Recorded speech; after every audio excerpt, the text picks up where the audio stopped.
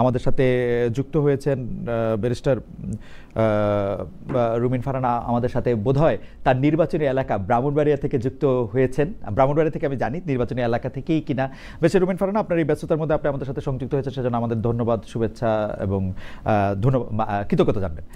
আমাদের সঙ্গে আরও থাকছেন গণ অধিকার পরিষদের সভাপতি এবং ডাকসুর সাবেক ভিপি জনাব নুরুল হক নূর। জনাব নুরুল হক নূর, আপনাকে আমাদের অনুষ্ঠানে স্বাগত জানাই। আপনি নিশ্চয়ই ভালো আছেন, আপনাকে দেখেও আমাদের ভালো লাগছে। কয়েকদিন আগে আপনার উপরে যে হামলা আক্রমণ হয়েছিল তাতে আমরা সবাই খুবই কষ্ট পেয়েছিলাম। আমার মনে হয় দেশবাসীর অনেকেই আপনার জন্য অনেক প্রার্থনা করেছেন, দোয়া করেছেন, আশীর্বাদ করেছেন এবং আপনার ভালো চেয়েছেন। এর জন্য আপনি বোধহয় দ্রুত সুস্থ হয়েছেন, আপনিও আমাদের সাথে যুক্ত হয়েছেন, এর জন্য আপনি আমাদের ধন্যবাদ, শুভেচ্ছা এবং কৃতজ্ঞতা জানবেন। জনাব নুরুল হক নূর এবং ব্যারিস্টার রুমিন ফারহানা, আপনাদের দুজনের জন্যই আমি একই প্রশ্ন করতে চাই। আমি একটু নুরুল হক নূরকে দিয়ে শুরু করি। ব্যারিস্টার ফারহানা, অল্প করে যদি নুরুল হক নূর একটু বলেন যে আর 2-1 মাস পরে হয়তো অন্তর্বর্তীকালীন সরকারটা নির্বাচনকালীন সরকারে পরিণত হবে, সেই সরকারের চেহারাটা কেমন দেখতে চান? আমি অনেকদিন পরে আসলে মিডিয়াতে কথা বলছি এবং টক শোতে যুক্ত হচ্ছি। বিশেষ করে 29শে অগস্টে আমাদের উপরে যে বর্বরচিত হামলা হয়েছিল,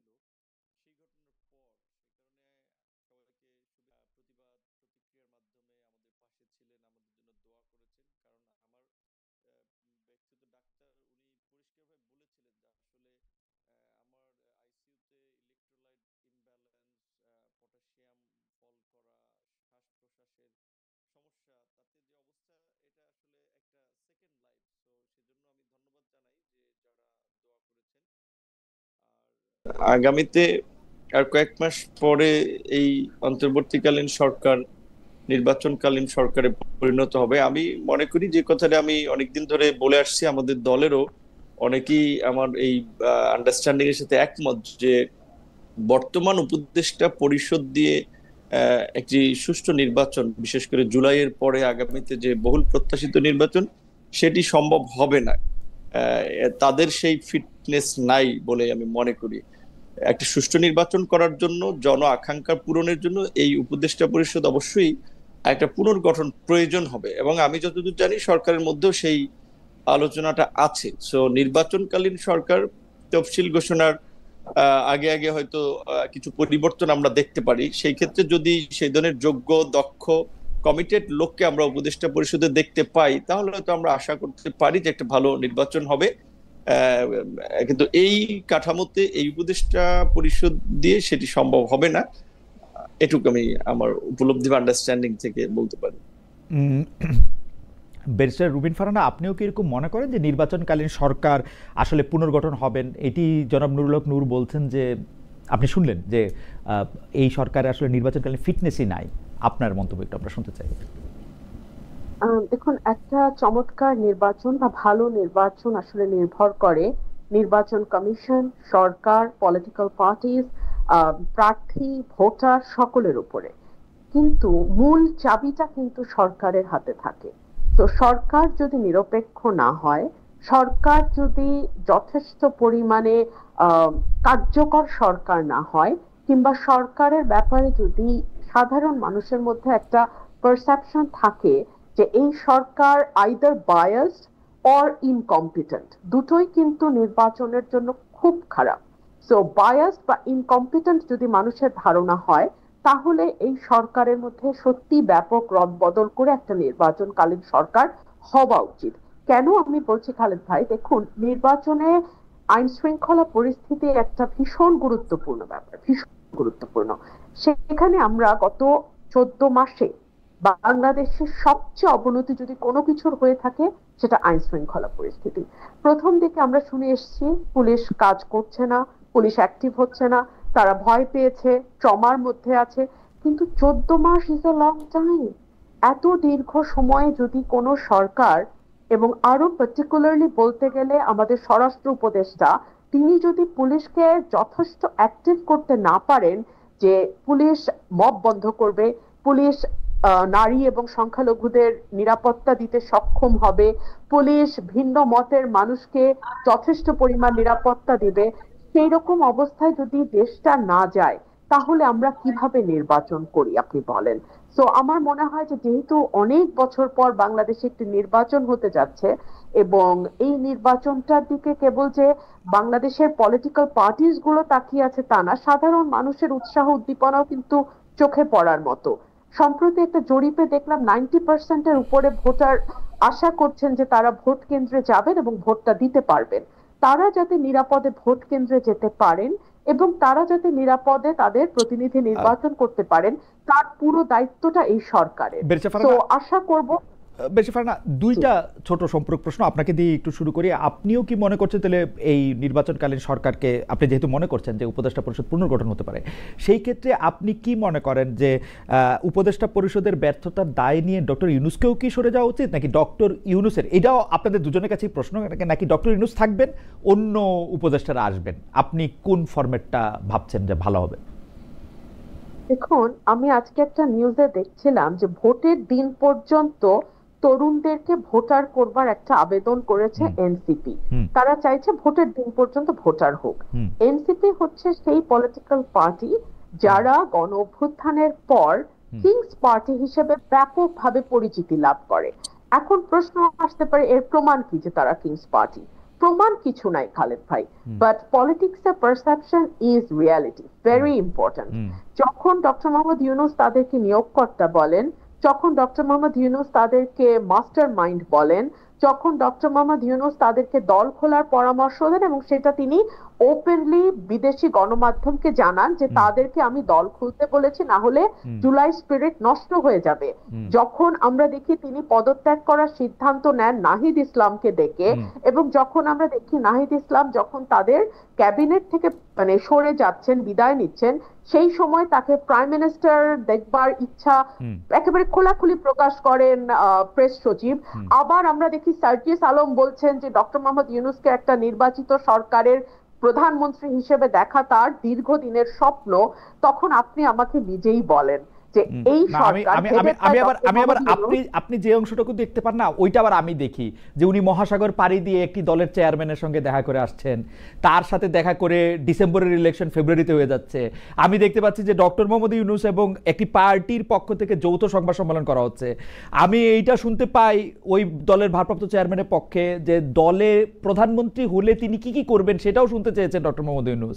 তো আমি তো ওইটাও দেখতে পাই, মানে আমি আমি আমি আমি আমি দেখি যে বিএনপি যা চায় বাংলাদেশে তাই হইতেছে, আমি এটাও দেখি বেরেশা ফারহানা। খালেদ ভাই, তাহলে আপনার যুক্তি এবং আমার যুক্তি দুটো যদি আমরা পাশাপাশি রাখি, it makes a circle, and that circle says that Dr. Mohammad Yunus should not be in the head chair, তাই না? তাহলে কি ডক্টর মোহাম্মদ ইউনূস থাকবেন, উপদেষ্টা পরিষদ চেঞ্জ হবে? এটাই বুঝতে চাইতেছিলাম যে আপনি তো অনেক কৌশলী এবং প্রতিনিধিত্বশীল আইনজীবী, মানে আপনার সব কথা হয়তো বুঝতে পারবো না, মানে আপনার মনটা কি মনে করতেছে সেইটা একটু চাইতেছি।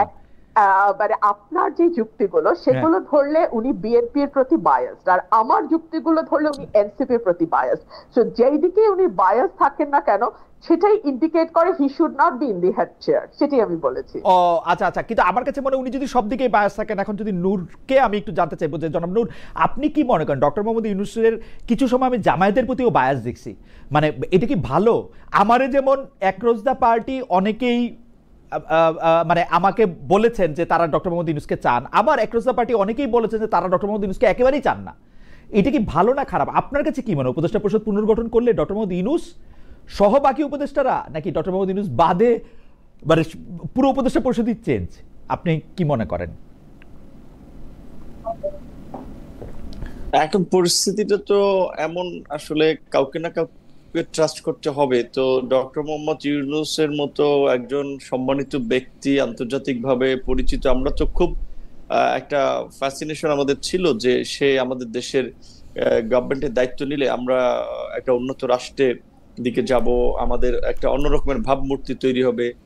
সেই জায়গা থেকে আমরা তার গভর্নমেন্টকে খুব ওয়েলকাম করেছিলাম প্রথম দিকে, কিন্তু তার টিমটা আসলে তিনি নিজে সাজিয়েছেন নাকি তাকে সাজিয়ে দেওয়া হয়েছে সেটা আমরা এক্স্যাক্টলি জানি না। তবে এখন যখন নাহিদ ইসলাম বলছেন যে উপদেষ্টারা আপনার তারা প্রতারণা করছেন, তারা কথা রাখেন নাই, তখন বোঝা যাচ্ছে যে এখানে একটা নেগোসিয়েশনের মধ্যে দিয়ে উপদেষ্টা পরিষদ গঠিত হয়েছিল। সেখানে কিছু শর্ত ছিল, যারা যারা উপদেষ্টা হবেন কি করবেন না করবেন।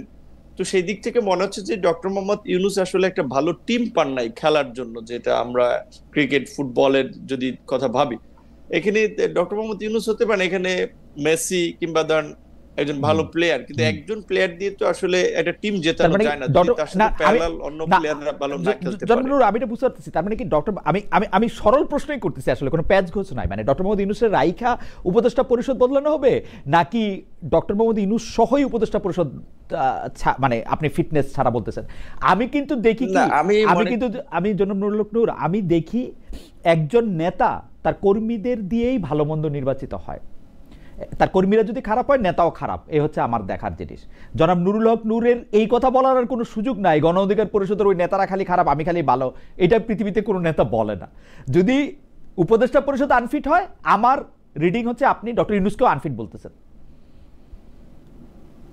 কিছুটা তো দায়িত্ব তাকে নিতে হবে, সে তো হেড অফ দ্য গভর্নমেন্ট, এবং তার যে ফ্রিডম ছিল আসলে পুরো উপদেষ্টা পরিষদকে তার মতো করে বানানো করানো, সেক্ষেত্রে আমরা যখন একাধিকবার পরামর্শ দিয়েছিলাম, এখানে আন্দালিব রহমান পার্থ, মান্না ভাই, জুনায়েদ সাকি এরকম কিছু লোকজন নেন, কারণ পলিটিক্যাল রাষ্ট্র একটা পলিটিক্যাল যন্ত্র, এইটাকে আপনি একেবারে নন পলিটিক্যাল ওয়েতে পরিচালনা করতে পারবেন না। তো দেখলাম যে গভর্নমেন্ট সহ উপদেষ্টা পরিষদের অনেকেই রাজনীতিবিদদের প্রতি আসলে খুবই একটা বিতৃষ্ণা, যে না তাহলে রাজনীতিবিদরা যদি এই গভর্নমেন্টে আসে তাহলে আমাদের কাজ কি। তো তারা তো এক বছরে আসলে যেই জায়গায় নিয়ে গেছে মানুষকে একটা প্রচন্ড রকমের হতাশার জায়গায়, সেখানে তো প্রধান হিসেবে তো প্রধান উপদেষ্টাতে কিছু দায়িত্ব নিতে হবে। তবে তারপর আমি মনে করি যে বাংলাদেশের বর্তমান অভ্যন্তরীণ এবং বৈশ্বিক রাজনৈতিক প্রেক্ষাপটে ডক্টর মোহাম্মদ ইউনূসকে রেখেই আসলে উপদেষ্টা পরিষদটাকে যদি পুনর্গঠন করা যায়,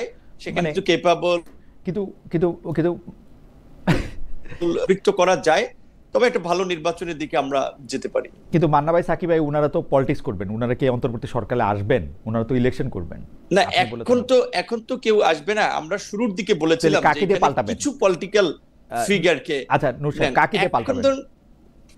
আলাপ আলোচনা করলে, ধরেন খুঁজলে, আমাকে দায়িত্ব দিলে বা রুবিন ফারহানাকে দায়িত্ব দিলে তারা বের করবে, কিন্তু আমাদেরকে তো ওই দায়িত্বটা দেয় নাই যে আমরা খুঁজে বের করব।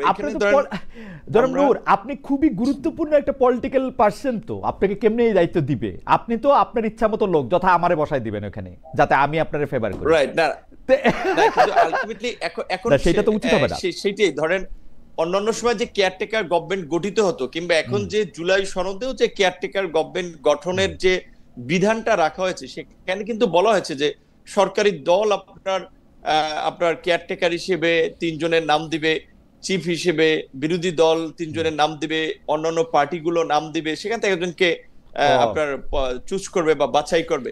সো এখন যদি এক্সটেনশন করতে হয়, এখানে কিছু নিরপেক্ষ ব্যক্তিকে একটা ভালো নির্বাচনের জন্য সরকার চাইলে রাজনৈতিক দলগুলোর কাছে নাম চাইতে পারে, কারণ তারা গত 1 বছরে তাদের পিক অ্যান্ড চুজে যে উপদেষ্টা পরিষদ গঠন করেছে, সেই উপদেষ্টা পরিষদ 1 বছরে যে ইমেজ তৈরি করেছে এবং যে কর্মকাণ্ডের দৃষ্টান্ত রেখেছে, এটা অনেক ক্ষেত্রে শেখ হাসিনার মন্ত্রিসভার লোকজনের সমান কাজ করেছে। কাজে এইটা এই অভ্যুত্থান পরবর্তী সরকারের চেহারা এরকম হবে, উপদেষ্টাদের চেহারা এরকম হবে, এইটা তো মানুষ প্রত্যাশা করে নাই।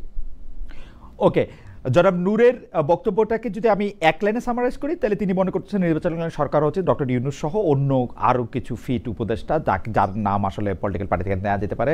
বেশ, রুবিন ফারহানা, এবার আপনাদের দুজনের প্রশ্নটি আমি আপনাকে দিয়ে শুরু করতে চাই। কিন্তু আপনি কি মনে করতেছেন যদি উপদেষ্টা পরিষদ পুনর্গঠন করতে হয়, তাহলে ডক্টর মোহাম্মদ ইউনূসকেও বাদ দেওয়া উচিত? এক লাইনে যদি বলতেন, বা ডক্টর মোহাম্মদ। আমি তাই মনে করি। আপনি তাই মনে করছেন?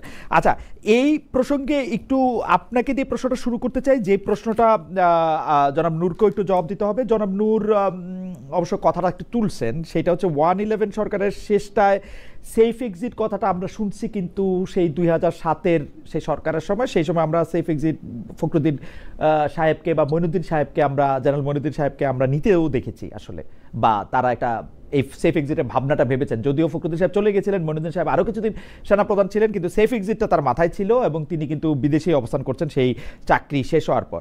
কিন্তু যেই সরকার গণ অভ্যুত্থানের দায়িত্ব, মানে ম্যান্ডেট নিয়ে দায়িত্ব নিয়েছে, তাদের কেন সেফ এক্সিট খুঁজতে হবে? সেই সেফ এক্সিটের ব্যাখ্যা দিতে গিয়ে সৈয়দা রিজওয়ানা হাসান কিন্তু বলেছেন, যে একজন উপদেষ্টা, যে এইটা যিনি বলেছেন তাকেই কিন্তু আসলে এটা বলতে হবে। জনাব ফাজুল করিম খান আরেকজন উপদেষ্টা, তিনি বলেছেন যে তিনি কোনো সেফ এক্সিটের কথা চিন্তা করছেন না, তিনি এখানেই থাকবেন। এখন কোথায় গেলে এই গণ অভ্যুত্থানের যারা লিডার, যারা এই সরকার গঠনে অনেক বড় ভূমিকা পালন করলো, তারা এদের প্রতারক মনে করলো যে সেফ এক্সিট নিয়ে তাদের যাইতে হবে। বেশা ফারহানা, আপনাকে শুনে আমি একটু জনাব নুরুল হক নূরকেও শুনতে চাই এই বিষয়টায়। আমি যদি প্রতারণা শব্দটি কঠিন শক্ত একটি শব্দ, আমি যদি প্রতারণা শব্দটিকে একপাশে সরিয়েও রাখি, গণ অভ্যুত্থানের পরে সকলের সম্মতিতে, সকলের ইচ্ছায় যে সরকারটি গঠিত হলো, সেই সরকারটি কতটা আচার ব্যর্থ হলে এরকম সেফ এক্সিট কথাটা প্রশ্নটা ওঠে। আপনি দেখুন সেফ এক্সিটের কথাটা মানে নিরাপদ প্রস্থান না, এটা যদি বাংলা করি, নিরাপদ পলায়ন যদি নাও বলি, নিরাপদ প্রস্থান। তো নিরাপদ প্রস্থানের প্রশ্ন কখন আসে? এক হচ্ছে যখন আপনি কোনো গুরুতর অপরাধ করেন। এই সরকারটি কি কোনো গুরুতর অপরাধ করেছে? এই সরকারটিকে আমি দুই ভাগে ভাগ করতে চাই। এক ভাগে আছে সুশীল সমাজ বা নাগরিক সমাজের ব্যক্তিরা, আরেক ভাগে আছে গণ অভ্যুত্থানের কিছু পরিচিত মুখ। গণ অভ্যুত্থানের দুজন পরিচিত মুখ, নাহিদ ইসলাম যেহেতু সরে এসছেন, দুজন পরিচিত মুখ এখনো আছেন। তার একজন হচ্ছেন মাহফুজ আলম, আরেকজন হচ্ছেন সরি আমার নামটা এই মুহূর্তে মনে পড়ছে না, আরেকজন যিনি কুমিল্লার, আসিফ মাহমুদ সজীব ভুঁইয়া। আসিফ মাহমুদ সজীব ভুঁইয়া। জি, আমি মাহফুজ আলমের ব্যাপারে খুব বেশি বিতর্ক কিন্তু আমাদের কানে আসে নাই, কিন্তু আসিফ মাহমুদ সজীব ভুঁইয়া, তার এলাকা, তার পরিবার, তার পলিটিক্যাল পার্টিতে যোগ দেয়া, মানে কোনটাতে তিনি আদৌ দেবেন, তার নির্বাচন করা, নির্বাচনকে সামনে রেখে 240 কোটি টাকার প্রজেক্ট কুমিল্লায় অনুমোদন করা, যেটা নির্বাচনের ঠিক অব্যবহিত আগেই শেষ হবে বা শুরু হবে, অর্থাৎ ইলেকশনের সাথে ভেরি ক্লোজলি কানেক্টেড। এই বিষয়গুলো কিন্তু ভালো বার্তা দেয় না। এখন আসেন নাগরিক সমাজ। প্রথম থেকে আসিফ মাহমুদ সজীব ভুঁইয়া যেটাই বলছেন আর কি, যে তিনি অনেক বেশি মানে বিরোধী প্রপাগান্ডার শিকার হয়েছেন নানা কারণে। যাই হোক, সেটাকেও যদি আমরা আলাদা করে রাখি, যে মানে তাকে যেহেতু দায়িত্ব দেওয়া হয়েছে, যেমন বিএনপির পক্ষ থেকে তার বিরুদ্ধে যেটা সবচেয়ে বেশি বলা হয়েছে যে ওই দক্ষিণ ঢাকার মেয়র হিসাবে তিনি ইশাককে বসতে দেন নাই, এবং এইটা সম্পূর্ণ তারই সিদ্ধান্ত। এইটা উপদেষ্টাদের মধ্যেও কেউ এইটা ডিসক্লোজ করেন নাই, এমনকি প্রধান উপদেষ্টার প্রেস সচিবও এটা বলেন নাই যে এইটা আসিফ মাহমুদ সজীব ভুঁইয়ার একক সিদ্ধান্ত না, এটা উপদেষ্টা পরিষদের সিদ্ধান্ত, যেখানে উপদেষ্টা পরিষদ তার ঘাড়ে বন্দুক রেখে মানে তাকে আসলে মানে আমি এতে খুবই বিস্মিত হয়েছি যে এইটা আসিফ মাহমুদ সজীব ভুঁইয়াকে ঠেলে দেওয়া হয়েছে। বলে নাই যেটা আসিফের সিদ্ধান্ত না, এর বাইরেও আপনি দেখেন আসিফ একটি গণমাধ্যমের দিকে আঙ্গুল তুলছে যে সেই গণমাধ্যমটি ইশরাকের প্রভাব দ্বারা প্রভাবিত, কিন্তু সেই গণমাধ্যম যে রিপোর্ট গুলো করেছে সেটা তো একটা প্রপার ইনভেস্টিগেশন হতে পারতো, তাই না? আমরা তো কোনো দলীয় সরকারের অধীনে নাই, এই সরকারটা তো নির্দলীয়, নতুন বন্দোবস্ত, নতুন রাজনীতি, নতুন বাংলাদেশের স্লোগান সামনে নিয়ে এসছে। তাহলে একজন উপদেষ্টার অনিয়মের কোন রিপোর্ট যদি গণমাধ্যমে আসে, সেটার কেন তদন্ত হবে না? আচ্ছা, আসিফ আর মাহফুজের কথা একপাশে সরিয়ে রাখি, এখন আসুন নাগরিক সমাজের যারা সদস্য তাদের দিকে একটু তাকাই। তাদের ম্যাক্সিমামেরই ডুয়াল সিটিজেনশিপ, সুতরাং বাংলাদেশ থেকে তাদের সেফ এক্সিট খুবই সহজ। সার্জিস আলম বলছেন যে মৃত্যু ছাড়া নাকি কোনো সেফ এক্সিট নাই, না, একদমই না। ওনারা খুব সহজেই একটা এমিরেটসের ফ্লাইট ধরে বিজনেস ক্লাসে করে চলে যেতে পারবেন। আচ্ছা, বিজনেস ক্লাস কেন? বিজনেস ক্লাস এই কারণেই যে উপদেষ্টাদের অনেকের ইপিএস এপিএস এর দুর্নীতি নিয়ে ফিরিস্তি রিপোর্ট ছাপা হয়েছে, এবং তার উত্তরে কেউ কেউ বলেছেন তারা মানে পিএস এপিএস সরিয়ে দিয়েছেন, কেউ কেউ আবার বলেছেন আমরা শক্ত করে বকে দিয়েছি। তো এই যে বকে দেয়া কিংবা সরিয়ে দেয়া, এটা তো আসলে ফৌজদারি অপরাধ বা রাষ্ট্রের সম্পদ যখন আপনি পকেটস্থ করেন সেটা সাজা হতে পারে না। তাহলে তো শেখ হাসিনার সময় 400 কোটি টাকা পিয়ন বানিয়েছে, তো সেটার সাথে এই আমলের পার্থক্যটা হলো কোথায়? আমরা তো কোনো পার্থক্য খুঁজে পাই না। তো এই যে উপদেষ্টা মণ্ডলীর এক একজনের এক এক রকম সমস্যা, তো এখন সেফ এক্সিটের কথা হয়তো সে কারণেই উঠছে। আর দুই হলো, যারা সেফ এক্সিটের কথা বলছে তারা কেন এখন বলছে না যে কি কারণে, কেন তারা প্রতারিত বোধ করছে?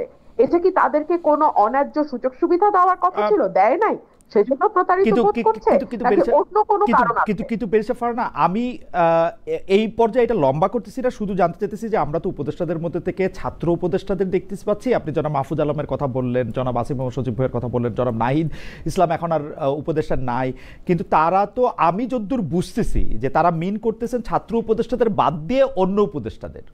কিন্তু অন্য উপদেষ্টারা স্পেসিফিক কি করছেন, তাদের বিরুদ্ধে দুর্নীতির কোনো বা অসততার কোনো স্পেসিফিক অভিযোগ, তারা ব্যর্থ হইতে পারে, কিন্তু এগুলিকে আমরা একটা দেখি বা আমাদের কাছে কি কিছু আছে স্পেসিফিক কিছু, মানে ছাত্র উপদেষ্টাদের কথা বাদ দিয়ে?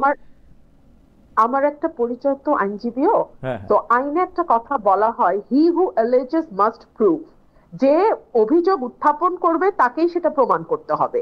তো যে অভিযোগটা উত্থাপিত হয়েছে যে তারা প্রতারণা করেছে, তাদের নিরাপদ প্রস্থান দরকার হবে, তো যে অভিযোগ এনেছে তাকে প্রমাণ করতে হবে যে কি প্রতারণাটা তারা করেছে। তো আমাদের সাধারণ মানুষ এবং আমরা যারা নির্বাচন করব, আপনি খুব সঠিকভাবে বলেছেন, আমি কিন্তু এখনো আমার এলাকায়, আমি সপ্তাহে 5 দিনে আমার এলাকাতেই থাকি।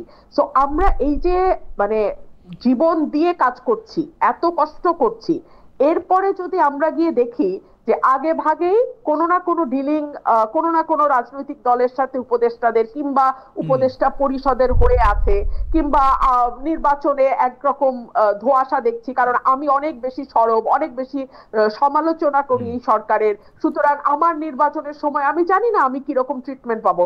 আমি কিন্তু সত্যি ভীত খালেদ ভাই, কারণ এই সরকারের এত সমালোচনা আমি গত 14 মাসে করেছি যে এই সরকার আমার আসনে, আমার নির্বাচনে সঠিকভাবে নিরপেক্ষভাবে প্রশাসন, কিন্তু আমার কাছে মনে হয় যে বেরিসা ফারহানা এটা খুব ভয়ের বিষয়। আমি ব্যক্তিগতভাবে যেরকম ভাবে দেখেছি যে আপনি তো বিএনপিরও অনেক সমালোচনা করেছেন, এখন বিএনপি আপনাকে নমিনেশন দেয় কিনা, বিএনপি আপনাকে কিভাবে ট্রিট করে, একটা আমিডামি প্রার্থী দাঁড় করায় কিনা, সেইটাও একটু আসলে দেখার বিষয়, যে সেইটা আসলে কোথায় গিয়ে দাঁড়ায় আর কি। আমার মনে হয় এক মিনিট, আমি যেহেতু 17 সাল থেকে কাজ করছি, আমি জানি যে আমি দাবি বা যেই প্রার্থী দাঁড় করাক, মানুষ আমার সাথে আছে আলহামদুলিল্লাহ। আপনি আমার প্রোগ্রামগুলো দেখলে আপনি বুঝতে পারবেন মানুষের সারা ইজ ডিফারেন্ট, তো ওইটা আমার সাথে আছে। আমরা কি জনাব নুরুল হক নূর, আমি মানে আমি আপনাকে পেয়ে ওই সেফ এক্সিটটার ধারণা থেকে, যে কেন তারা আসলে কাদের দিকে ইঙ্গিত করতেছে, যে মানে কোন উপদেষ্টারা বা কাদের আসলে সেফ এক্সিটটা নিতে হবে, সেইটা একটু আপনি আমাদেরকে যদি একটু বলেন। আরেকটা বিষয় হচ্ছে যে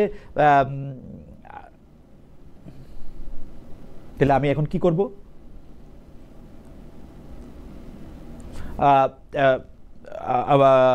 জনাব নুরুল হক নূরের ইন্টারনেট কানেকশনটা একটু হয়েছে, তবে আমি একটা খবরের প্রতি আপনার একটু দৃষ্টি আকর্ষণ করতে চাই বেরিসা রুমিন ফারহানা, এর মাঝখানে যেটা আপনাকে আসলে আমি পরের করার কথা ছিল, নুরুল হক নূর ফিরে আসুক, সেটা হচ্ছে যে আমি আজকে বোধহয় দৈনিক সমকালে একটি প্রতিবেদন দেখলাম। দৈনিক সমকালে প্রতিবেদনটা হচ্ছে অনেকটা এরকম, আমি আপনাকে বলি, এনসিপিকে ভোটের মাঠে সঙ্গে চায় বিএনপি। আমরা দেখেছি যে বিএনপি এনসিপির কর্মকাণ্ডকে তুমুল সমালোচনা করেছে, আপনিও করেছেন, মানে আপনার সাথে তো কথা মাঠের বাইরে, মাঠের ভিতরে, স্ক্রিনের বাইরে নানা রকম হয়েছে। এইটা কি সত্যি আসলে, মানে জুলাই আন্দোলনের ছাত্র নেতাদের যে দল এনসিপি, তাকে বিএনপি আসলে সঙ্গে চায়? আমার কাছে ঠিক তথ্যটা নেই, আমি জানি না বিএনপি এনসিপির সঙ্গে জোট করার কথা ভাবছে কিনা। তবে বহুদিন আগে বিএনপি একটা অবস্থান পরিষ্কার করেছিল যে জামাতের সাথে জোট হবে না, এর বাইরে অন্য যে কোনো পলিটিক্যাল পার্টির সঙ্গে বিএনপি জোট করতে পারে। তবে এখানে আরো একটা কথা আমি বিনয়ের সাথে বলি, আমাদের গণতন্ত্র মঞ্চের সঙ্গে আমাদের এক ধরনের অ্যালায়েন্স আছে। গণতন্ত্র মঞ্চ আমাদের সঙ্গে গত 7-8 বছর ধরে মাঠে ছিল, একই সঙ্গে 12 দলীয় জোটও কিন্তু এখনো আছে বিএনপির সাথে। তো এতগুলো পলিটিক্যাল পার্টির সঙ্গে জোট করার পরে আবার নতুন করে এনসিপির সঙ্গে হবে কিনা, এই ব্যাপারে আমার কাছে কোনো ব্যক্তিগত তথ্য আমি জানি না। এইখানে আমি নিউজটা পড়ে যা জানলাম, নূর সাহেব ফিরে এসছেন আমাদের কাছে, তবু একটা লাইন একটু শুরু রাখি। নিউজটা পড়ে আমি যা বুঝলাম, নিউজটা একেবারেই মানে গরম গরম, যাকে বলে ওভেন ফ্রেশ। সেটাতে বলা হইতেছে বিএনপি আসলে এনসিপির কাছে টানতে চায় জামায়াত থেকে যাতে দূরে রাখা যায়, মানে জামায়াতের সাথে যেন না যেতে পারে। এই ব্যাপারে কি আপনি দুইটা লাইন বলবেন?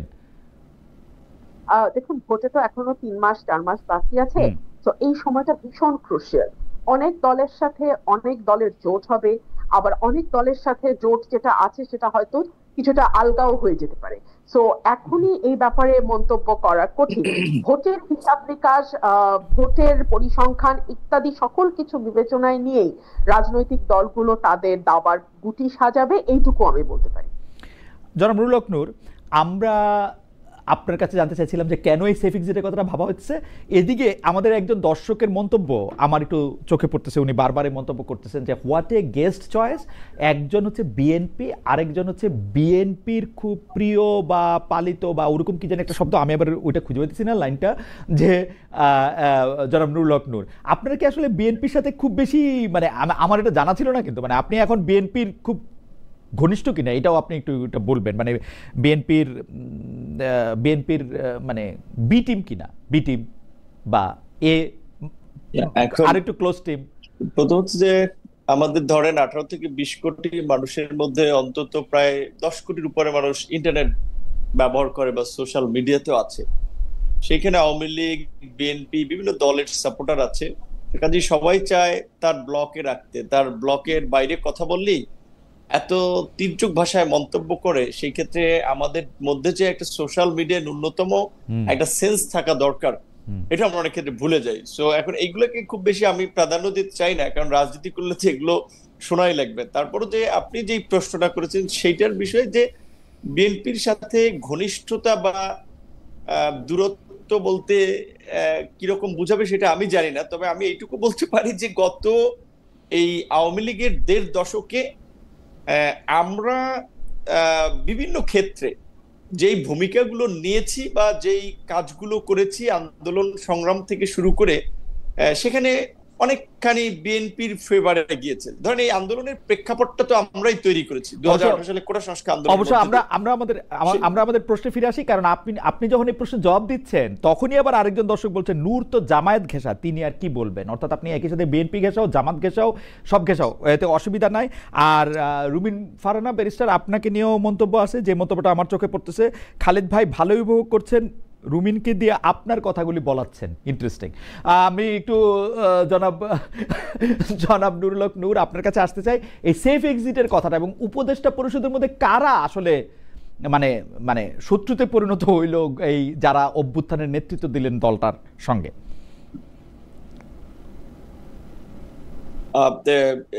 এটা রুবিন ফারহানাও আপা যেটা বলেছিলেন যে উপদেষ্টা বা নাহিদ বা আন্দোলনকারীদের উপদেষ্টাদেরকে চুক্তি হয়েছিল, সেটা ওনারা জানতে পারবেন যে কোনটা রক্ষা করেন নাই বা প্রতারণা করেছিলেন। কিন্তু আমি উপদেষ্টা পরিষদের মধ্যে আসলে 3 ধরনের লোক দেখি, 3টা বলয়ের লোক দেখি। সেই জায়গা থেকে একটা বলয়ের লোক আছে যারা আপনার কিছুটা আর্মি এবং প্রো আওয়ামী লীগের। তারা চাচ্ছে যে আওয়ামী লীগকে সুযোগ দেওয়া হোক নির্বাচনে বা আওয়ামী লীগের রাজনৈতিক কর্মকাণ্ডে, বা আওয়ামী লীগের এই ধরেন অন্যতম সঙ্গী ছিল জাতীয় পার্টি, তাদেরকে স্পেস দেওয়া হোক। যেই কারণে আমরা যখন জাতীয় পার্টির বিরুদ্ধে প্রোগ্রাম করলাম, আপনি দেখেছেন যে প্রকাশ্য দিবালোকে সমস্ত মিডিয়া সবকিছুর সামনে একটা দলের প্রধান, একটা দলীয় কার্যালয়ের সামনে আমাদের উপরে হামলা হয়েছিল। যদিও লোক দেখার একটা তদন্ত কমিটি হয়েছে, সেই তদন্ত কমিটির প্রতিবেদন আদৌ আলোর মুখ দেখে কিনা, কোনো ব্যবস্থা নেওয়া হয় কিনা সেটা আমরা জানি না। কিন্তু এটা শেখ হাসিনার আমলে, শেখ হাসিনাকে তো আমরা ফ্যাসিস্ট বলছি, আওয়ামী লীগকে তো আমরা ফ্যাসিস্ট বলছি। এইভাবে হ্যাঁ গুম করেছে, খুন করেছে, কিন্তু বিএনপির কোন নেতা কর্মী, শীর্ষ নেতাদেরকে কার্যালয়ের সামনে এইভাবে বোধহয় আপনার পিটিয়ে আহত করেনি। তো আমাদেরকে সেটা করেছে। সো কেন আমরা জাতীয় পার্টির বিরুদ্ধে আন্দোলন করেছিলাম বা প্রতিবাদ করেছিলাম? কারণ তারা চাচ্ছে যে সেই গভর্নমেন্টের অংশটা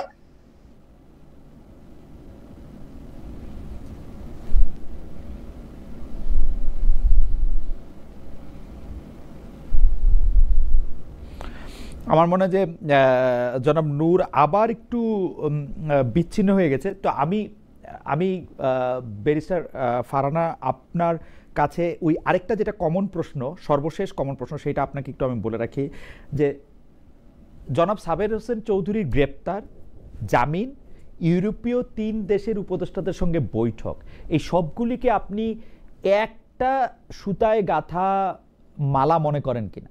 আপনি মনে করেন কিনা যে মাইনাস শেখ হাসিনা কোনো একটা আওয়ামী লীগ গড়ে তোলার তৎপরতা আছে এর মধ্যে, বা এটা আপনি সমর্থনও করবেন কিনা, বা এটা নিয়ে আপনি মন্তব্য করবেন কিনা? একটা মন্তব্য তো আছে। আমরা লক্ষ্য করেছি ওনার বাসায় গেছেন এবং কোনোভাবে যাতে খবরটি বাইরে না যায় সেটার একটা চেষ্টা ছিল, অর্থাৎ মিটিংটি গোপনীয় সে ব্যাপারে কোনো সন্দেহ নাই। এবং এরপরে কিন্তু আমরা অনেক হাঁক ডাক শুনেছি, কিন্তু সরকার কোনো রকম কোনো মন্তব্য করেনি বা সরকারের তরফ থেকে আমরা কোনো কথাও শুনতে পাইনি। সো অ্যাপারেন্টলি আমরা ধরে নেই যে একজন সাবেক সংসদ সদস্য এবং সাবেক মন্ত্রীর বাসায় 3 জন কূটনীতিক গিয়েছিলেন এবং তাদের সৌজন্য সাক্ষাৎই আমি ধরে নিচ্ছি, এবং তাদের মধ্যে ডেফিনেটলি পলিটিক্যাল আলাপ আলোচনা হয়েছে। সাবের হোসেন চৌধুরীর ব্যাপারে একটি কথা না বললেই না, উনি আওয়ামী লীগের খুব সজ্জন পলিটিশিয়ানদের একজন হিসেবেই ওনাকে মানুষ জানে, পারসেপশনটা সেরকম।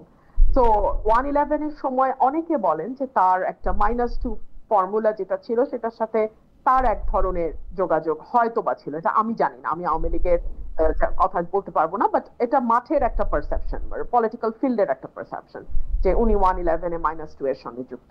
তো এখন আবার নতুন করে শুরু হয়েছে যে শেখ পরিবারকে বাদ দিয়ে নতুন করে আওয়ামী লীগ যাদের হয়তো ক্লিন ইমেজ আছে, সেরকম কোনো ব্যাগেজ নাই, যাদের হাজার হাজার কোটি টাকা লোটপাট পাচারের ইয়ে নাই, ট্র্যাক রেকর্ড নাই, বা গুম মানুষকে মিথ্যা মামলায় দেওয়ার ট্র্যাক রেকর্ড নাই, অর্থাৎ যারা অ্যাপারেন্টলি ক্লিন ইমেজের পলিটিশিয়ান, তাদেরকে নিয়ে আওয়ামী লীগকে নতুন করে আবার যাত্রা শুরু করার। তো সেখানে জনাব সাবের হোসেন চৌধুরীর বাসায় এই মিটিংটা আপনি বিচ্ছিন্ন ভাবে ধরার কোনো উপায় নাই, এটা একই সূত্রেই আসলে গাথা হিসেবেই আমার মনে হয়। আমার মনে হয় যে বেরিশা ফারহানা মন্তব্য করেছেন, কিন্তু জনাব নুরুল হক নূর শুনতে পেয়েছেন কিনা আপনি যেখানে ছিলেন সেই জায়গা থেকে বলেন। আমি একটা নতুন প্রশ্ন করেছিলাম, শেষ কমন প্রশ্ন আপনাদের জন্য, যে প্রশ্নটা হচ্ছে যে সাবের হোসেন চৌধুরীর গ্রেপ্তার, জামিন, পরে আবার ইউরোপীয় ইউনিয়নের বৈঠক, এটিকে আপনি একটি মাইনাস শেখ হাসিনা একটি অন্য আওয়ামী লীগের একটি প্রক্রিয়া, এটা আপনি মনে করেন কিনা? আপনি যে উত্তর দিচ্ছিলেন যে প্রশ্নটা, সেটা থেকে যদি শুরু করেন। রাইট, আমি যেটা বলছিলাম, এইখানে আপনার এই বিদেশিদের মধ্যস্থতায় আপনার আওয়ামী লীগকে একটা অল্টারনেটিভ আওয়ামী লীগ হিসেবে নির্বাচনে নেওয়া কিংবা জাতীয় পার্টি, এই মেকানিজমটা শুরু থেকে চলছিল। আপনার নিশ্চয়ই মনে আছে হাসনাতরাও আপনার সেনা প্রধানের সাথে মিটিং এর পরে ধরনের কথাবার্তা বলেছিল। সেকেন্ড হচ্ছে আপনার এই সাবের হোসেন চৌধুরী গ্রেপ্তারের পরে এত দ্রুত সময় জামিন পাওয়া, এটা কিন্তু পরিষ্কার যে সরকারের উপদেষ্টাদের সেখানেও 2 জন উপদেষ্টার নাম এসেছে, এবং আপনার পরবর্তীতে আমরা দেখেছি আমেরিকান এমবাসিতে 3 জন উপদেষ্টা গিয়ে মিটিং করে। আসলে এটা আমাদের জন্য লজ্জা যে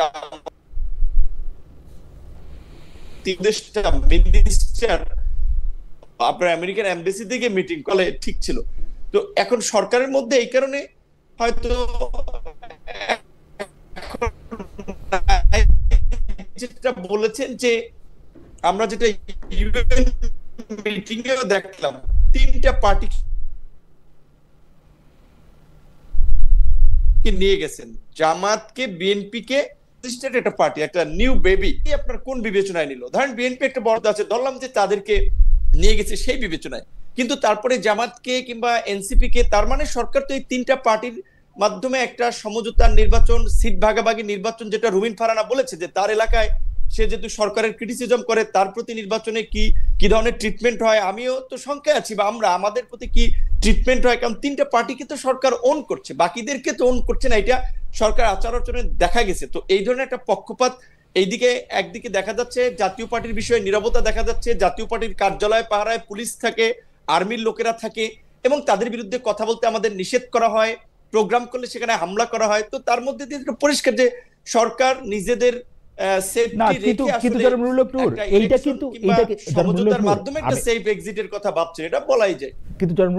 আমি কিন্তু এই প্রশ্নটা আপনাকে একটু পরে করতে চাইছিলাম, কিন্তু এখনই একটু করতে বাধ্য হতেছি, যে সেটা হলো যে আপনার উপরে কারা আঘাত করছে, কারা মারছে, ভিডিওতে এই ছবিটা কিন্তু স্পষ্ট।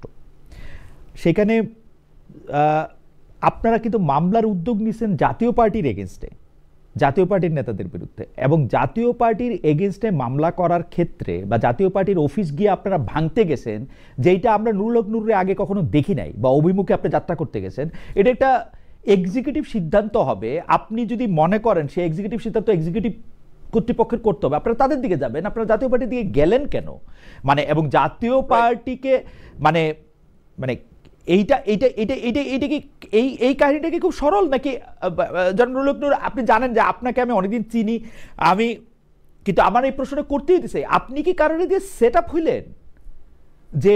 এটাই আমি বলতেছি খালেদ ভাই, এইখানে প্রথমত মিডিয়ায় হয়তো বিষয়টা সঠিকভাবে তুলে ধরতে পারে না। দেখেন, আমরা ওই দিন প্রথম একটা মিছিল করে আমাদের মিছিল সমাপ্ত করেছি। তারপরে যখন জাতীয় পার্টির মহাসচিব এবং চেয়ারম্যান তারা যখন সংবাদ সম্মেলন করে আমাদের বিরুদ্ধে কতগুলো মিথ্যা এলিগেশন দিলেন যে তারা জাতীয় পার্টির কার্যালয় দখল করতে আসছে, প্রস্তুতি নিয়েছে। আসলে আমাদের প্রথম মিছিল তো পিসফুলি শেষ করেছে, আমাদের এই ধরনের কোনো ইন্টেনশন ছিল না। তাহলে তো এই গণ অভ্যুত্থানের 1 বছর পরে কেন আমরা দখল করতে যাবো? এটা তো শুরুর দিকেও করতে পারতাম যদি আমাদের ওই ধরনের ইন্টেনশন থাকতো।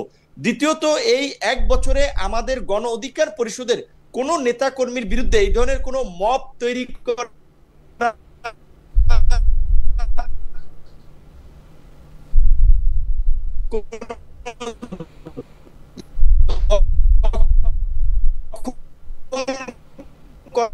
মামলা হিসেবেই যখন মিথ্যা এলিগেশন সম্মেলন মশাল মিছিল শেষ করে সংবাদ সম্মেলন করার জন্য আমাদের কার্যালয়ের সামনে ডায়াসের সামনে আমরা অবস্থান নিচ্ছিলাম, সাংবাদিকরা তো সেখানে ছিল। সেইখানে আমাদের কিছু ছেলেরা আমাদের এই মিছিলের শেষ মাথা নাইটিঙ্গেল মোড় ওখানে ছিল, ওই দিক থেকে আসতে আসতে আইন শৃঙ্খলা বাহিনীর সাথে তর্কে জড়ায়।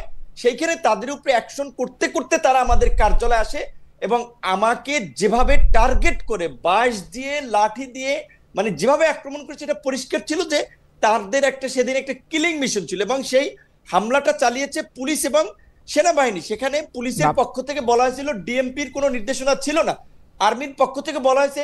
আমরা অবাক হয়েছি এবং আমরা যতটুকু জানতে পেরেছি এখানে এই জাতীয় পার্টিকে যারা পৃষ্ঠপোষকতা করছে, আর্মির মধ্যে একটা অংশ যারা আওয়ামী লীগকে কামব্যাক করাতে চায়, তারাই এই ঘটনাটি ঘটিয়েছে। আমি মামলা করি নাই, এখানে আমাদের একজন ছাত্র নেতা জাতীয় পার্টির বিরুদ্ধে মামলা করেছে। আমি আইনজীবী, মানবাধিকার সংগঠনের অনেকের সাথে কথা বলেছি, তারা বলেছে যেহেতু একটা বিচার বিভাগীয় তদন্ত কমিশন হয়েছে, আগে দেখেন সেই কমিশনটা কি রিপোর্ট দেয়, তারপরে আপনি মামলা করেন। তো আমি ইতিমধ্যেই আইনজীবী সহ মানবাধিকার সংগঠনের কর্মীদের সাথে কথা বলেছি যে প্রয়োজনে প্রতিষ্ঠান হিসেবে যদি আর্মির বিরুদ্ধে মামলা করা লাগে, কারণ এটা তো হোল আর্মি ইনভলভ না, আর্মির কমান্ডিং অফিসার যারা সেদিন ছিল তারা ইনভলভ, তাদের শাস্তি নিশ্চিত করার জন্য যদি আন্তর্জাতিক অপরাধ আদালতে হেগেও যাওয়া লাগে আমরা সেটা হেগে যাব। যেমন গুম খুনের বিচারের দাবিতে আমরা যেমন আয়নাগরের বিরুদ্ধে সোচ্চার ছিলাম, এই ঘটনায় যারা জড়িত ছিল তাদের বিচারের দাবিতে আমরা সোচ্চার আছি এবং থাকবো। জাতীয় পার্টির সাথে ওই দিন আমাদের কোনো সংঘর্ষ হয় না, এটুকু আমি আপনাকে বলে রাখি, এবং কোনো ক্ল্যাশও হয় নাই দুই পক্ষের ওইভাবে। সেখানে একটা মিথ্যা এবং একটা অস্পষ্ট বার্তা মিডিয়ার মাধ্যমে এইখানে ওই আর্মির মধ্যে ওই অংশটা যেই যারা আগে মিডিয়া কন্ট্রোল করতো, ডিজিএফ এর যে সমস্ত সেল টেল গুম খুন করেছে, তারাই ওই দিনের এই নিউজটাকে হাইড করার চেষ্টা করছে এবং সরকারের এই বিচার বিভাগীয় তদন্ত কমিশন ঠেকানোর জন্য তারা বিভিন্ন উপদেষ্টারকে ব্যবহার করার চেষ্টা করছে। সুতরাং এইটা আরো পরিষ্কার হবে তদন্ত কমিটির রিপোর্টের পরে।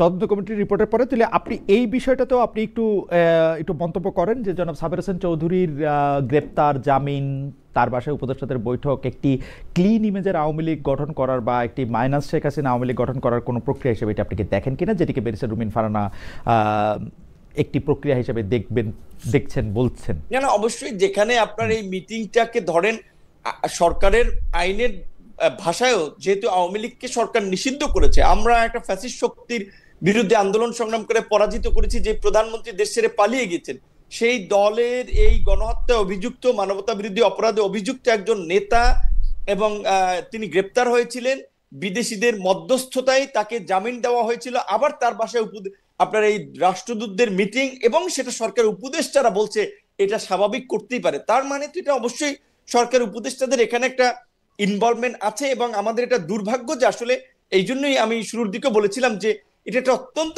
দুর্বল চিত্তের লোকদের একটা উপদেষ্টা পরিষদ, এবং এটা এই দায় আবার নাহিদদেরকেও নিতে হবে। নাহিদরা যেমন উপদেষ্টাদের সেফ এক্সিটের কথা বলছেন, তারা যারা এই উপদেষ্টা পরিষদ গঠনের সাথে জড়িত ছিলেন তাদেরকে এই দায়টা নিতে হবে যে তারা গণ অভ্যুত্থানের সাথে বেইমানি করে এরকম নিজেদের ভাই বন্ধু আড্ডা সার্কেলের, চা কফির সার্কেলের একটা সিন্ডিকেটকে নিয়ে একটা উপদেষ্টা পরিষদ গঠন করেছে। এবং মাসুদ করিম, ওই মাসুদ কামাল, সাংবাদিক মাসুদ কামালের ভাষায় যে যারা বিপ্লবেরও 12টা বাজাইছে, এটা আসলে পরিষ্কার এই উপদেষ্টা পরিষদের কর্মকাণ্ডে।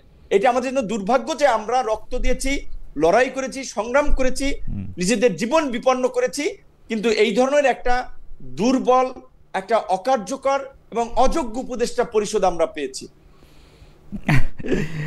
আপনি এর মধ্যে থেকে আমি একটু ব্যারিস্টার ফারহানার কাছে যেতে চাই, জনাব নুরুল হক নূরের কথা, যে আপনি কি মনে করেন যে এর কারণ হিসাবে পলিটিক্যাল পার্টিগুলিরও অনেক দায় রয়েছে? যেমন আপনি জনাব মাহফুজ আলমের কথা বলছিলেন, আমি জনাব মাহফুজ আলমকে একটু উদ্ধৃত করি ব্যারিস্টার ফারহানা, যে জনাব মাহফুজ আলম বলতেছিলেন যে প্রথম দিকে সব পলিটিক্যাল পার্টি আসলে উপদেষ্টা পরিষদকে সাহায্য করছিলেন, তারা ধন্যবাদ দিচ্ছিলেন, তারা সব রকম সহায়তা দিতেও প্রস্তুত ছিলেন, কিন্তু যেই মুহূর্তে বিএনপির পক্ষ থেকে বেশিরভাগ, উনি বলেছেন যে মানে পার্সেন্টেজটা ওরকমভাবে বলেন নাই, বেশিরভাগ আমলা, স্ট্র্যাটেজিক যারা শাসন প্রশাসক আছেন তাদেরকে নিয়োগ দেওয়া হলো, তারপরে কিছু নিয়োগ দিল হচ্ছে জামায়াত, তারপর থেকেই তারা নির্বাচন চাইতে শুরু করলেন এবং অসহযোগিতা করতে শুরু করলেন তাদের লোকগুলিকে সেট করার পর। জনাব মাহফুজ আলমের সব কথার সাথে একমত পোষণ না করলেও আমি এই বিষয়টার সাথে কিছুটা একমত যে প্রশাসনের বেশিরভাগ জায়গায় বিএনপির লোকে আসলে বসে আছে এবং বিএনপি আসলে বাংলাদেশের যা কিছু হইতেছে বা হইতেছে না এইটার ক্ষেত্রে আসলে নেতৃত্ব দিচ্ছে। বিএনপি বলে দিছে যে আমাদের ইন্টারেস্ট ছাড়া কোনো একটা জেলা শহরের কোনো একটা মানুষের ইন্টারেস্ট প্রোটেক্ট করার দরকার নাই। একটু যদি মন্তব্য করতেন। খালেদ ভাই, একদমই ভুল, একদমই ভুল। দেখুন, একটা সরকার যদি বিএনপির উপর নির্ভর করে সফল বা ব্যর্থ হয়, তাহলে আপনি ধরে নেন ওটা একটা অশ্বডিম্ব মার্কা সরকার, এবং ওই সরকারের কান ধরে এখনই চলে যাওয়া উচিত। কারণ যেই সরকার নিজেরা সরকারে থাকবে কিন্তু তাদের সাফল্য বা ব্যর্থতা নির্ভর করবে তৃতীয় কোনো পক্ষের উপর, তাহলে ওই সরকারের উচিত ওই তৃতীয় পক্ষকে পায়ে ধরে এনে ক্ষমতা বুঝিয়ে দিয়ে বা দায়িত্ব তাই করবে তো। এই সরকার তো বিএনপিকে তৃতীয় পক্ষ ভাবে না, বিএনপিকে। খালেদ ভাই, তাহলে আর এত জল ঘোলার দরকার তো নাই, তাহলে আরো আগেই করে ফেলতে পারতো। এক, দুই হলো, দেখুন ধরুন আমি একটা উদাহরণ দিই, গত 14 মাসে 400-র কাছাকাছি মাজার ভাঙ্গা হয়েছে, একটাতেও আমি দায়িত্ব নিয়ে বলতেছি সরকার কোনো শক্ত পদক্ষেপ নেয়, নিন্দা জানানো ছাড়া। তো এটা কি বিএনপির দোষ?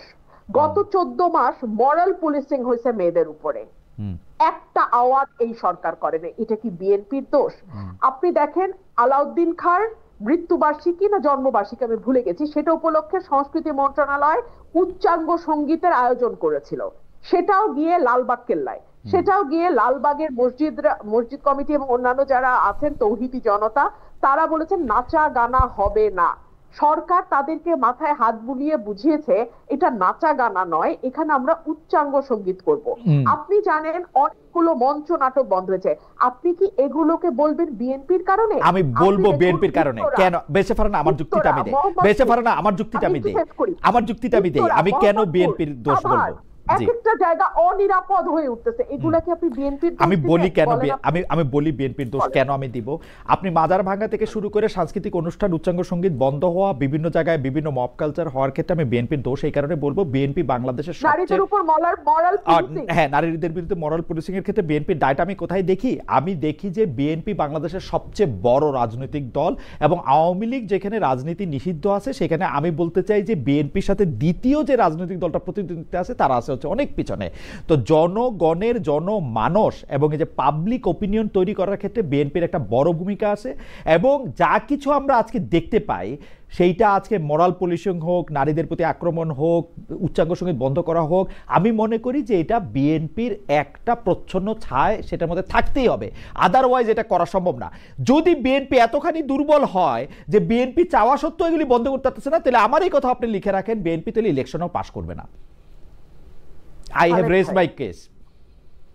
খালেদ ভাই জি শোনেন, এটা হচ্ছে গায়ের জোরে। হ্যাঁ, যখন আমাদের কোনো মামলা দুর্বল থাকে আমরা তখন গলার স্বরটা চেষ্টা করি উঁচুতে উঠিয়ে দিতে, ওকে সো দ্যাট আমরা গায়ের জোরে একটা কেস প্রুভ করে ফেলতে পারি। লয়াররা এটা করে অনেক সময়। জি আপনার কথা আমার কাছে সেরকম মনে হয়েছে।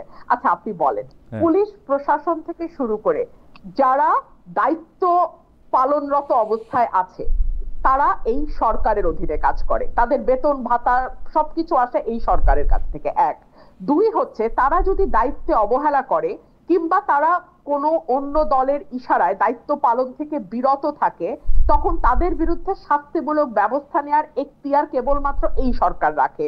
এবং এই সব কাজ করার জন্য আমরা 5.5 থেকে 6 লাখ কোটি টাকা দিয়ে একটা সরকার পুষতেছি।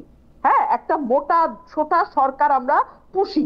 এই যে তারা এক একবার বিদেশে যায় লট বহর নিয়ে, তার পিছনে রাষ্ট্রের কোটি কোটি কোটি টাকা খরচ হয়, সেগুলা কিন্তু তাদের এই দায়িত্বগুলা যাতে তারা সুষ্ঠুভাবে পালন করতে পারে সেইটার কারণেই তাদেরকে ওই জায়গায় বসানো হয়েছে। যেটা সুযোগ সুবিধা ভোগ করে তারা বিদেশে ট্রিটমেন্ট নেয়, বিদেশে ঘুরতে যায়, বিদেশে লট বহর নিয়ে জাতিসংঘে গিয়ে উঠে, ইত্যাদি ইত্যাদি ইত্যাদি।